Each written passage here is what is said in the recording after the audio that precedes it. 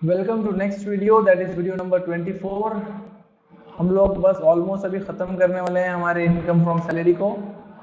और rent free accommodation हमने देखे, थोड़ा डिफिकल्ट था, वो अभी चलता रहेगा, आएगा एक आध बार और नई चीज़ जो हम लोगों ने सीखे थे लास्ट वीडियो में वो थी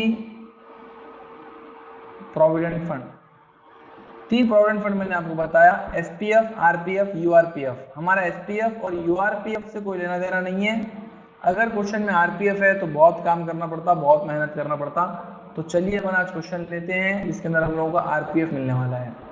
सो लेट अस सी क्वेश्चन नंबर 11। क्वेश्चन क्या बोल रहा था, देखो। An individual is in receipt of salary of ₹7,000 per month. एक इंडिविजुअल है, नाम नहीं दिया तो अपन कुछ भी अज्यूम कर लो, ए अज्यूम कर लो उसको। तो एक इंडिविजुअल है जिसकी सैलरी है ₹7,000 पर मंथ, मतलब उसका बेसिक पे है।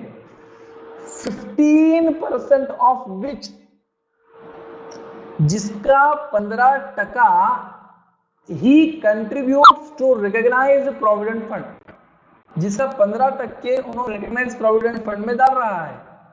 To which his employer contributes 14% और उसका एम्प्लॉयर 14% डाल रहा। मतलब उन्हें खुद 15% डाल रहा, उसका एम्प्लॉयर 14% डाल रहा। मैंने आपको बोला प्रोविडेंट फंड में पैसे 3 रास्तों से जमा होते। एक जमा होता है एम्प्लॉय खुद डाल रहा, दूसरा जमा होता है एम्प्लॉयर डाल रहा, तीसरा जमा होता है इंटरेस्ट से। तो यहाँ पे क्या बोला, एम्प्लॉय खुद डाल रहा 15%, एम्प्लॉयर डाल रहा 14%। इंटरेस्ट के बारे में आगे बात आएंगी। आगे उसने दिया, he is provided with rent free accommodation by the employer in a town population of 12 lakh. उसको रहने के लिए किराया मुक्त घर दिया है ऐसी जगह पर जहां की पॉपुलेशन 12 लाख है। द फेयर वैल्यू तो मार्केट वैल्यू, घर किराए का नहीं लग रहा मुझे। Fair value is ₹25,000 per annum. उसकी फेयर वैल्यू, उसका हमारा कोई कनेक्शन नहीं है। अगर घर खुद का है तो हम आंसर इसका पॉपुलेशन के हिसाब से निकालेंगे। And he also received from his employer ₹6,000 as bonus, और उनको 6,000 रुपये बोनस भी मिला है इस साल। ठीक है, चलो। The amount of interest credited to his provident fund at the rate of 10% per annum is amounted to ₹1,000। और 1,000 रुपये उनके प्रोविडेंट फंड में इंटरेस्ट जमा हुआ जो कि 10% है। वो 1,000 रुपये 10% अमाउंट है, वो जमा हो गए। कहां पर जमा हो गए? उनके पीएफ अकाउंट के अंदर जमा हुए। ठीक है, आपको चाहिए कि आप उनकी टैक्सेबल सैलरी निकाल के दिखाओ, दिखा देंगे। चलो आओ, ये है हमारा आंसर। कंप्यूटेशन ऑफ ईयर 9 आपको लिखना पड़ेगा हमेशा। ये हमारा आंसर है। सैलरी हम लोगों ने सबसे पहले लिए, बेसिक पे दिया आपने को 7,000 रुपये पर मंथ, हमने वो ले लिए, 84,000 आ गया। बोनस 6,000 दिया उसने, बोला हमको यहाँ पर बोनस दिए 6,000, मैंने ले लिया बोनस 6,000। फिर आया परक्विसिट में लेना है रेंट फ्री अकोमोडेशन, वो भी अनफर्निश्ड घर है। आज फर्नीचर का कहीं पर भी डिस्कशन नहीं आया। तो अनफर्निश्ड घर है तो वर्किंग नोट नंबर 1 देखो, फर्नीचर निकालने की जरूरत नहीं है, सिर्फ सिंगल वैल्यू निकाले, आंसर हमारा आ जाएगा। अनफर्निश्ड घर बोला, 2 बातें बोलना है वैल्यू निकालने के लिए, government employ, non government employ. पता चला कि नॉन गवर्नमेंट एम्प्लॉय है। कैसे पता चला? ये कहीं पर भी मेंशन नहीं किया, मतलब नॉन गवर्नमेंट एम्प्लॉय है। तो नॉन गवर्नमेंट एम्प्लॉय 2 बातें, घर खुद का या घर किराए का। तो पता चला कि घर खुद का है। घर अगर खुद का है तो पॉपुलेशन का रूल, पॉपुलेशन बता रही है 12 लाख, मतलब 10 लाख से 25 लाख के बीच में। इसका मतलब 10% ऑफ सैलरी का रूल लागू होगा। तो working note number 1, rent free accommodation, खुद का घर, 10% ऑफ सैलरी का रूल लागू होगा। लेकिन ये सैलरी निकालने के लिए आप लोगों को थोड़ी और मेहनत करना पड़ता, और वो होती है meaning of salary for rent free accommodation. 7 बातें, basic pay, DA, additional commission, bonus, fees, all taxable allowances except DA, any other cash payment. ये 7 बातें आप लोगों को लेना है। इन सब की टोटल को हम लोग क्या पुकारते? इन सब की टोटल को हम लोग पुकारते हैं सैलरी। किसके लिए? रेंट फ्री अकोमोडेशन के लिए। तो बेसिक पे लिया मैंने 84,000, डीए कंडीशनल नहीं है क्वेश्चन में, कमीशन नहीं है, बोनस है 6,000, वो मैंने ले लिया, फीस नहीं है, ऑल टैक्सेबल अलाउंसेस, सारे अलाउंसेस ले लो बोला, लेकिन आज अलाउंस भी क्वेश्चन में नहीं है तो वो भी नहीं लिया। एनी अदर कैश पेमेंट नहीं है। मैंने इन लोगों की टोटल किया आ गया 90,000। तो ये 90,000 बनती है salary for rent free accommodation, इसका ले लिया 10% तो आ गया 9,000। तो 9,000 बनी घर की वैल्यू।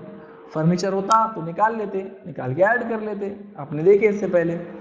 लेकिन अभी मजे की बात तो अब आ रही है, profit in lieu of salary का आइटम आया है, that is employer's contribution to recognise provident fund. अब तीन बातें प्रोविडेंट फंड में पैसे जाने के। एक रास्ता है एम्प्लॉय खुद डाला, इसको हमको कंसिडर करने की जरूरत नहीं है क्योंकि ये खर्चा है, ये इनकम नहीं है। इनकम है दो, तो वो दो बातें मैंने लिख दिया यहाँ पर, एम्प्लॉयर्स कंट्रीब्यूशन और इंटरेस्ट। क्या हिसाब किताब होता है अपन देखेंगे इसको। तो एम्प्लॉयर्स कंट्रीब्यूशन कैलकुलेट करना है फॉर रिकॉग्नाइज प्रोविडेंट फंड। मैंने आप लोगों को रूल में बताया था, आप लोगों ने स्क्रीनशॉट लेके रखे होंगे, अगर नहीं भी तो आप लोगों के पास जो रूल की फाइल है उसके अंदर क्लियरली ये रूल मेंशन किया हुआ है। क्या है वहां पर आप लोग थोड़ा देखो। तो रिकॉग्नाइज प्रोविडेंट फंड के लिए एम्प्लॉयर का कंट्रीब्यूशन अगर होता है तो that is exempted up to 12%, 12% तक माफ हो सकता, 12% से ज्यादा नहीं माफ कर सकते। तो यहाँ पर एम्प्लॉयर ने कितना कंट्रीब्यूट किया, देखो एम्प्लॉयर कंट्रीब्यूशन इज 14%। तो मैंने क्या किया, 14% में से 12% माइनस कर दिया, क्योंकि आप कहां तक कंट्रीब्यूट कर सकते, 14% तक नहीं 12% तक कंट्रीब्यूट कर सकते। इन्होंने कंट्रीब्यूट कितना कर दिया, 14% कर दिया। किसका, लेकिन सैलरी का किसका, सैलरी का। वो देखो आप वहां पर लिखा हुआ है, रूल की फाइल में देखा करो, वहां पर पूरी डिटेल है।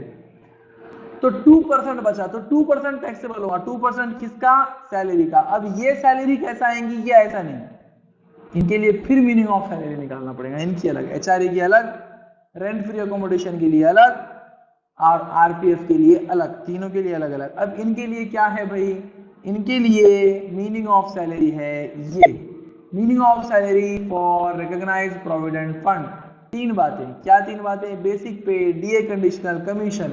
थैंक गॉड, अच्छा हुआ, तीन ही बातें हैं और वही बातें हैं जो सेम एचआरए के लिए हम करते थे।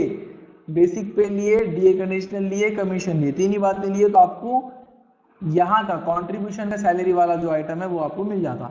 तो बेसिक पे दिया 84,000 मैंने ले लिया, डीए कंडीशनल नहीं है, कमीशन नहीं है, टोटल लिया तो 84,000 आया।